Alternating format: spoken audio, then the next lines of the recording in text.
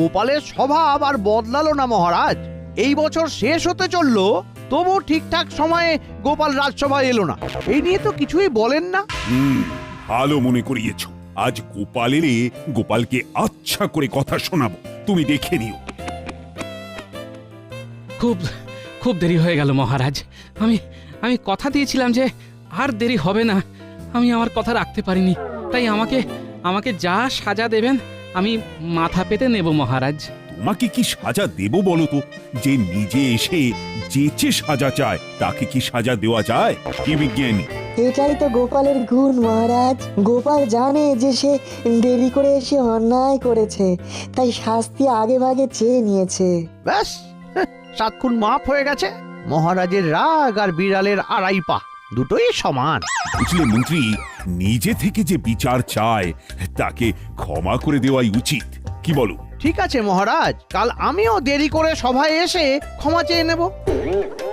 না না মহারাজ, একদম আমাকে ক্ষমা নয়, আমাকে শাস্তি দিন। আমি শাস্তি চাই। আমাকে শাস্তি না দিলে সবাই ভাববে আপনি আমার প্রতি পক্ষপাতিত্ব করছেন। না না, সে হবে না মহারাজ। আমাকে শাস্তি পেতেই হবে, তবে শাস্তিটা আপনি দেবেন মহারাজ, এই মন্ত্রী মশাই নয়। তুমি তো আমার ধর্ম সংকটে ফেললে গোপাল। আমি তো তোমাকে শাস্তি দিতে চাইছি না। অথচ আমি শাস্তি নিতে চাইছি। করেছি দোষ, দেব খোরপোশ।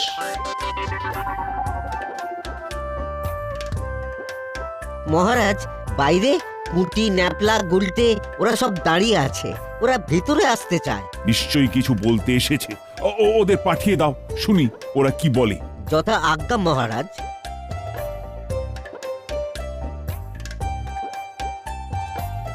আচ্ছা, তোমার বানর সেনা দল হঠাৎ করে এলো কেন বলো তো? বাড়িতে কি খিচুড়ি পাকিয়ে এসেছো? কি হয়েছে? ওরা এখন রাজসভায়, হাতে ওটা কি? গোপাল দাদু দিদার সঙ্গে ঝগড়া করে কিছু না খেয়ে চলে এসেছে। তাই দিদিমা গোপাল দাদুর জন্য কিছু শুকনো খাবার পাঠিয়ে দিল। আহা, এরই নাম ভালোবাসা। কি গোপাল, দেখো তো তোমার কেমন চওড়া কপাল। না না গোপাল, এটা ঠিক কথা নয়। রাগ প্রশমিত করো। নতুন বছরে সবাই মনে মনে ভেবে নাও, অকারণ রাগ করব না। রাগ করলেই কিন্তু দণ্ড পাবে। খুব ভালো প্রস্তাব মহারাজ। আমি আর একটু যোগ করতে পারি? করতে পারো, বলো বলো কি যোগ করতে চাও? হ্যাঁ, বছরের শেষ দিনে একটা প্রতিযোগিতা করি। আমরা প্রত্যেককে রাগাবো। যে রাগবে তাকে খাওয়াতে হবে নববর্ষের খাবার, মানে বুঝতেই পারছেন, রাজসিক খাবার, এবং নিজের হাতে রান্না করে খাওয়াতে হবে মহারাজ। রান্না করে কে খাওয়াবে? যে রেগে যাবে। গোপালের ভাগ্যেই পড়তে পারে, কারণ গোপাল কথায় কথায় যেরকম রেগে যায়, তাতে ও রাগ সামলাতে পারবে কিনা সেটাই দেখার। মন্ত্রী মশাই, দেখা যাক। এই বাজে কথা রেখে যাও, খাবারটা খেয়ে নাও তো। যথা আজ্ঞা মহারাজ।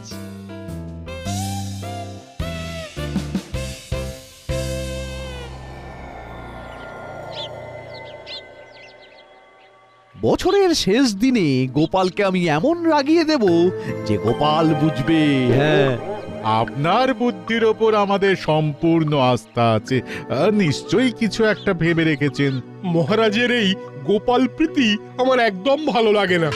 কি আর করা যায়, মহারাজের উপর তো আর কথা বলা যায় না। তাহলে তোমরা প্রস্তুত? নববর্ষের দিনে গোপালের বাড়িতে ভোজ খেতে যাব। তার আগেই রান্নার পদ কি হবে সেটা আলোচনা করে নেব। মানে আমরা যে পদ বেছে দেব সেই পদ অনুযায়ী রান্না হবে, তাই তো? হ্যাঁ, সেটাই হবে। আমরা পালকে থাকবো না চামড়াতে থাকবো সেটা একটুখানি পরিষ্কার করে দিন। পালক নয়, হাসি মুখে খাসি। খাসি না হলে নতুন বছর জমে। শেষ পাতে লাল ক্ষীর দই। আহা, সেটা তো আগে থেকে না বলে দিলে সেদিনে পাওয়া যাবে না। আমি তো আগে থেকেই বলে দেব। কালই আমি লোক পাঠিয়ে নবদ্বীপের লাল ক্ষীর দই 10 হাঁড়ি বলে দিচ্ছি। ও, তার মানে ওই গোপালের ঘাড় ভেঙে নতুন বছরটা বেশ ভালোই জমবে। একটা প্রবাদ জানো তো? বছরের প্রথম দিনে যেটা হয় সারা বছর ধরে সেটাই ঘটে। তার মানে বলতে চাইছেন সারা বছর ধরে গোপালের ঘাড় ভেঙে আমাদের ভালোই চলবে। হ্যাঁ, একটা সুযোগ পেয়েছি, গোপালকে চিবিয়ে খাবো। চলো চলো বাড়ি আই, আমাকে পরিকল্পনা করতে হবে তো। চলো।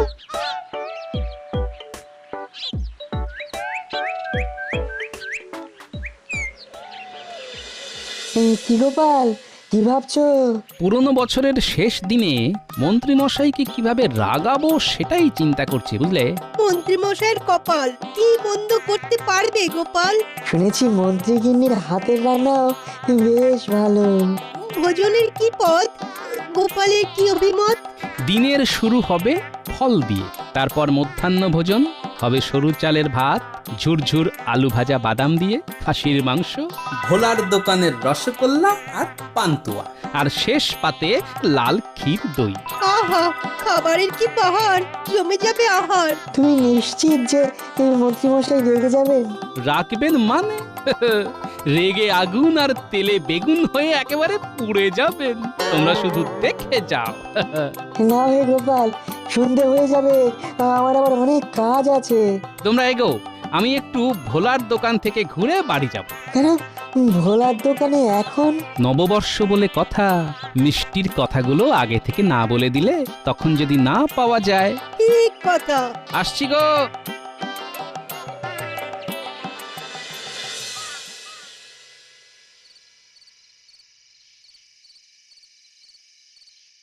কি গো গোপাল দাদা, কিছু লাগবে নাকি? শোনো, নববর্ষের দিন 4 হাঁড়ি রসগোল্লা, 4 হাঁড়ি পান্তুয়া আর লাল ক্ষীর দই আনবে এবং এনে সোজা মন্ত্রীমশাইয়ের বাড়ি পাঠিয়ে দেবে। আর একটা কাজ তোমায় করতে হবে। কি কাজ?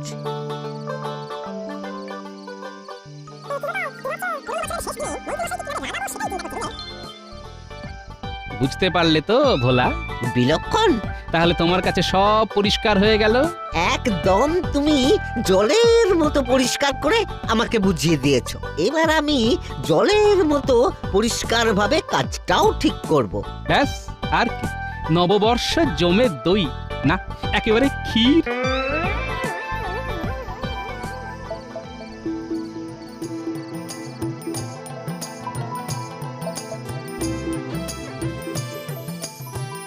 কি গো গিন্নি, এখানে এভাবে দাঁড়িয়ে কেন? আর বলো না, সকাল থেকে মনটা কেমন খচখচ খচখচ করছে। না খেয়ে চলে গেছো, আমার তো গলা দিয়ে খাবারই নামলো না গো। আচ্ছা, সকালবেলা আমাকে ওইরকম ভাবে কষ্ট দেওয়ার কোনো মানে আছে? হ্যাঁ, আর হবে না গো, এই বছরে এই শেষ রাগ। আমি প্রতিজ্ঞা করছি, আর আমি কোনো দিন রাখবো না। এই দেখো, তোমার আমার কেমন মিল। আমিও প্রতিজ্ঞা করেছি যে হট করে রেগে আর আমি যাব না। যে যতই রাগাক না কেন, আমি মাথায় বরফ চাপিয়ে রাখবো। এটাই আমার নতুন বছরের অঙ্গীকার। না, আমি খাবার বানিয়েছি, এই তুমি আমি দুজনে বসে খেয়ে নি।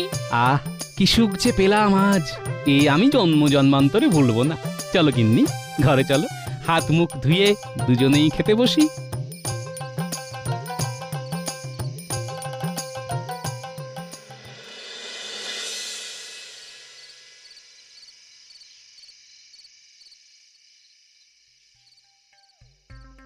আজ খুব আনন্দ হচ্ছে গিন্নি, খুব আনন্দ হচ্ছে। আহা, নববর্ষের প্রথম দিন গোপালের বাড়িতে আমাদের খাওয়ার নিমন্ত্রণ।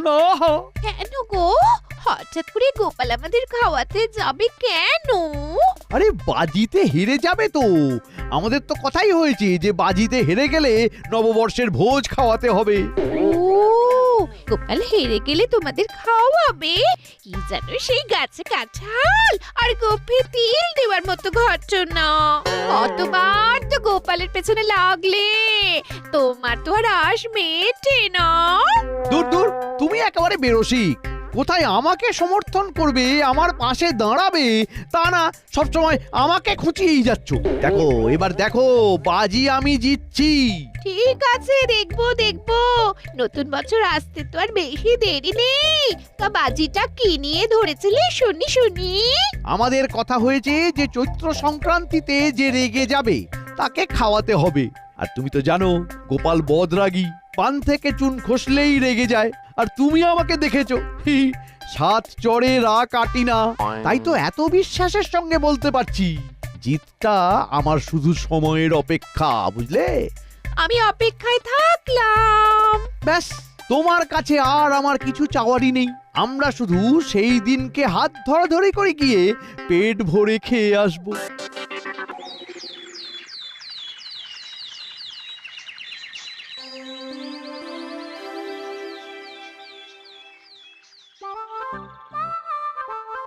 কাল কিন্তু চৈত্র সংক্রান্তি, কালকেই তোমাদের পরীক্ষা। কি মনে আছে তো? আমরা সবাই গোপালের বাড়িতে খেতে যাচ্ছি, এটাই মনে আছে আপাতত। আপাতত নতুন বছরে খাবার খেতে যাচ্ছি, সেটা কার বাড়িতে কাল ঠিক হয়ে যাবে। আমার বাড়িতেও হতে পারে, আপনার বাড়িতেও হতে পারে। আমার ঘরে হবার কোনো সম্ভাবনাই নেই, কারণ আমি রাগী না।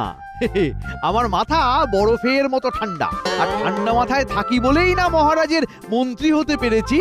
হ্যাঁ, একদম ঠিক বলেছেন। আপনি এমন মন্ত্রী যে মহারাজের পাশেই ঠিকঠাক দাঁড়াতে পারেননি। মহারাজের পাশে দাঁড়াতে পারি কি না পারি সেটা তো মহারাজ দেখবেন। না না না না না, শুধু মহারাজের একার দায়িত্ব নয়, প্রজাদেরও দায়িত্ব যে তাদের মন্ত্রী কতটা বুদ্ধিমান সেটা জানার। তার মানে গোপাল, তুমি বলতে চাইছো যে আমাদের মন্ত্রী ঠিক ততটা বুদ্ধিমান নন? গোপাল খেলা শুরু করে দিয়েছে আজ থেকেই। মন্ত্রী গোপালের বুদ্ধির কাছে হার মানবেই, এটা আমার বিশ্বাস। দেখা যাক, আর তো মাত্র কয়েক ঘন্টা। বলছি, তোমরা কি আজ থেকেই শুরু করে দিলে? আজ তো মহড়া, কাল যুদ্ধ। আজ হলো মহড়া, কাল মহারণ, পরশু মোদের বর্ষবরণ, আসছে নতুন সন। থাকবো আমি হাসি মুখে, খাবো ছানা বড়া, মন্ত্রী মশাই দেখবে আমায় চোখ করে ছানা বড়া। সে না হয় দেখা যাবে যে কে চোখ ছানা বড়া করে কার দিকে তাকায়।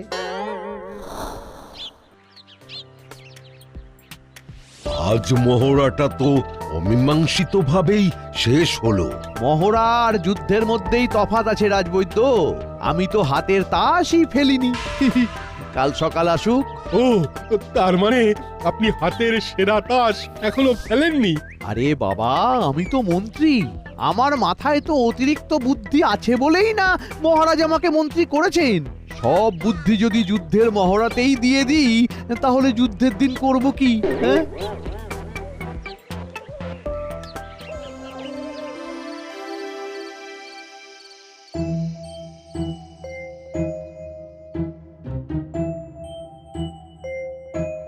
বুঝলে গিন্নি? হ্যাঁ, গোপালের হার শুধু সময়ের অপেক্ষা। আমি যে কাল জিতবই। জিতলেই ভালো, তবে গোপালকে হালকা ভাবে নিও না। শোনো শোনো, আমি মন্ত্রী, মন্ত্রণা দেওয়াই আমার কাজ। কত ঠান্ডা মাথায় আমাকে ভাবতে হয়, এই দিকটা দেখো। দেখি কাল তোমার কি হয়। তুমি আশা করতেই পারো, কিন্তু আমি গোপালকে একদম হালকা ভাবে নিতে পারছি না। সত্যি তুমি পারো।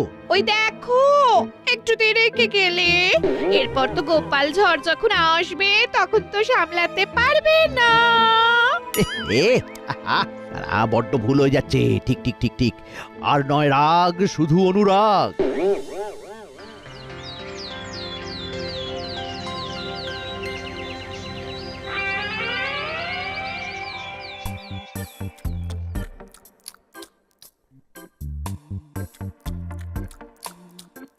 বাবা, আমি চলে এলাম আপনাদের প্রণাম করতে আর আশীর্বাদ নিতে। একদম মাসের শেষে তুমি এলে বাবা জীবন। না না না, রাগ করা চলবে না। বাহ, চমৎকার! কি সুন্দর চমক দিলে তুমি বাবা জীবন। আমি তো চমকে দিতেই ভালোবাসি, শুধু চমক আর থমক, এই নেই আমার জীবন। বাবা, বাবা সোনা। বাহ, তুমি কিরকম শান্ত আছো? তোমার শ্বশুর মশাই একেবারে মাটির মানুষ হয়ে গেছে গো। মানুষটা রাগ একেবারে ত্যাগ করেছে। হ্যাঁ, সত্যি বাবা, আপনি কি করে পারলেন? বড় কিছু পেতে গেলে কিছু তো ত্যাগ করতে হয় বাবা জীবন। বড় কিছু পাওয়া মানে কি বাবা? নববর্ষের ভোজটা মন্ত্রীমশাইয়ের বাড়িতে খাওয়া মা। আমি যদি জিতি তাহলে মন্ত্রীমশাই আমাদের সবাইকে নববর্ষের ভোজ খাওয়াবেন। যদি কেন বাবা, আপনি জিতবেন। সেটা আর বলতে, সেটা আমি জানি। শোনো, তোমাকেও আমার সাথ দিতে হবে। আমি তো আপনাকে সাহায্য করার জন্য বসে আছি। বলুন বাবা, আমাকে কি করতে হবে? শোনো বলছি।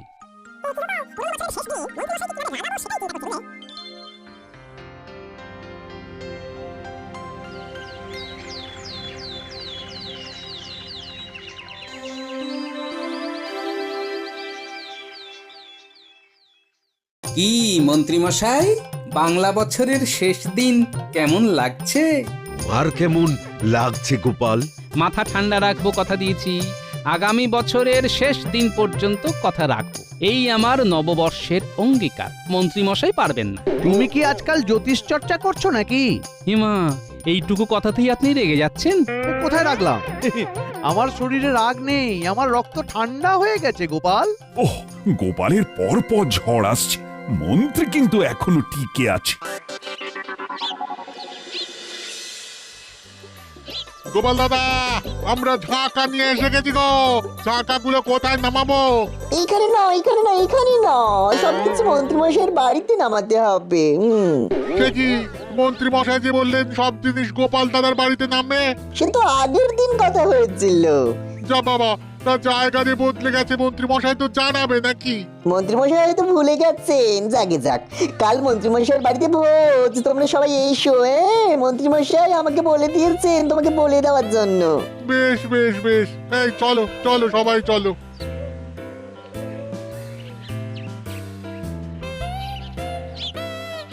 বাহ, এবার তো জমবে মজা। মহারাজ, এই ভোলা ময়রা মন্ত্রী মশাইয়ের সঙ্গে দেখা করতে এসেছে। কি কথা বলতে এসেছো বলো? যাও প্রহরী, যাও, তুমি এখন যাও। যথা আজ্ঞা মহারাজ। বলো ভোলা। আজ সকালে আপনার সব ধার বাকি মিটিয়ে দেবার কথা ছিল, আপনি এলেন না। মানে কি বলছো ভোলা? এই রে, আপনি বললেন যে ওই 5 হাঁড়ি রসগোল্লা আর 5 হাঁড়ি পান্তুয়া গোপাল দাদার বাড়ি পাঠিয়ে দিতে। আমি তো পাঠিয়ে দিলাম, এবার আমার পাওনাটা দিন, হাত উপর করুন। কি সব বলছো ভোলা? ওই রকম করে তাকালে কি হবে মন্ত্রী মশাই? পাওনাটা তো দিতে হবে। সে কি, আপনি এই রকম ভাবে আমাকে রাগাতে চাইছেন? আমি তো কথা দিয়েছি, আপনি যাই করুন আমি রাখবো না। এ একটা প্রকাণ্ড ষড়যন্ত্র মহারাজ। ঠিক আছে, আমি তাহলে ওই গিন্নিমার কাছে যাচ্ছি, আমি ওনার কাছেই পাওনা গন্ডা বুঝে নেব। মহারাজ, মন্ত্রী মশাই স্ত্রী এসে দাঁড়িয়ে আছেন, তিনি আপনার সাথে দেখা করতে চাইছেন, আর সাথে 3-4 জন ঝাঁকা মুটে। পাঠিয়ে দাও। যথাজ্ঞা মহারাজ। নিন মন্ত্রীমশাই, এবার ঝড়টা সামলান। এই ঝড়েই আপনার অঙ্গীকারের খুঁটি উড়ে যাবে। কি মন্ত্রী, তোমার গিন্নি এখানে কেন? আবার কি ঝামেলা পাকিয়েছো? ঠিক বুঝতে পারছি না। লড়াইটা শুরু হতে হতেই শেষ।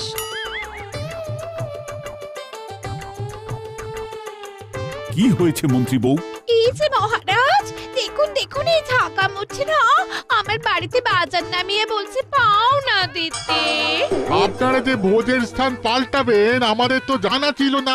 ওই তো গোপাল দাদার জামাই তো পরিষ্কার করে বলে দিল, মন্ত্রী মশাইয়ের বাড়িতে ভোজ হবে, আমরা গরিব মানুষ, আমাদের এরকম হ্যাটা করা উচিত না না না, একদম নয়। দিন মন্ত্রীমশাই, ওদের পাওনা গন্ডা মিটিয়ে দিন। এই সব ইচ্ছে করে করা ষড়যন্ত্র।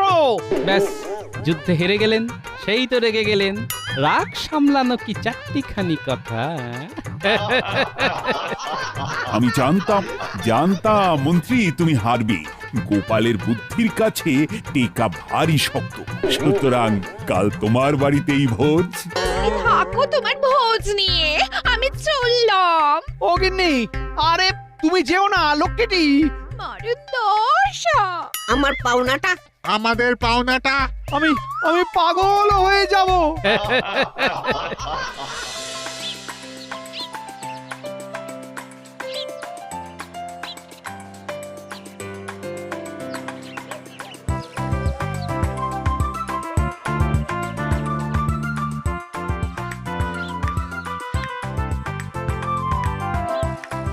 ওহ, গোপাল তো জমিয়ে রাঁধছে। যাও যাও, একটু সাহায্য করো, অন্তত জোগাড়েটা হও।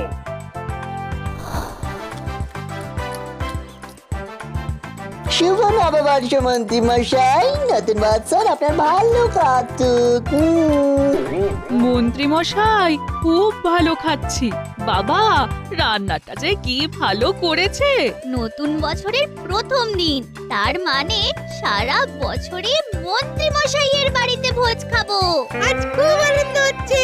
মন্ত্রী, এই নতুন বছরে একটা শপথ নাও, গোপালের সাথে আর বুদ্ধির খেলায় যেও না, কেমন?